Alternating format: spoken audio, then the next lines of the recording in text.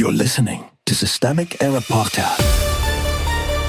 The failure was designed.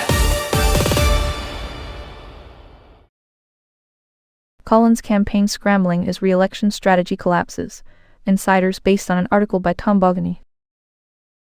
Collins built a race around a damaged man. That is not strategy. It is moral evasion. The lost shield. Politico's report is simple enough. Susan Collins' campaign had banked on Graham Platner as the convenient wreckage in the race, and his suspension after credible allegations of sexual misconduct and assault blows up that plan. The GOP calculation was not to persuade voters on Collins' record. It was to bury her under a deliberately ugly her opponent and hope the comparison did the work. Who actually held power? The real power in this story sat with Collins and the Republican operation around her. They were not passive observers of a messy race.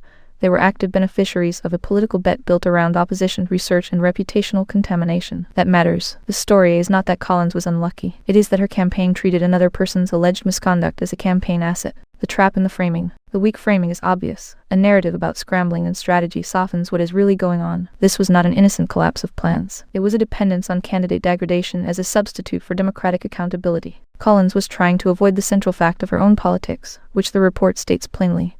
She is a Republican running in a state increasingly hostile to Trump and his party. Trump is still the anchor. The report also exposes the deeper problem Republicans cannot spin away. Trump remains the political weight around Collins' neck, and around every Republican on the ballot. Her team wanted the race centered on Platner's personal scandal because that would displace the more politically dangerous issue: Republican alignment with Trump's authoritarian brand. Once the foil weakens, the party's own record comes back into view. What the polls actually say. The internal polling in the report is the most revealing detail. Platner trailing Collins helped the GOP story, but alternative Democratic candidates either led her or ran close, which suggests Collins was not protected by strength so much as by the convenience of a weakened opponent. That is not a mandate. It is a hostage situation with better branding. The bigger pattern. This is a familiar Republican pattern.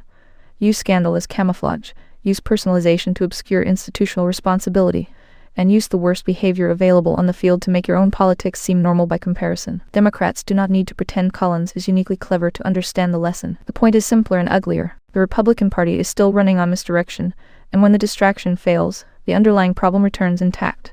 A party tied to Trump, dependent on his damage, and willing to exploit anything that keeps voters from looking straight at that fact.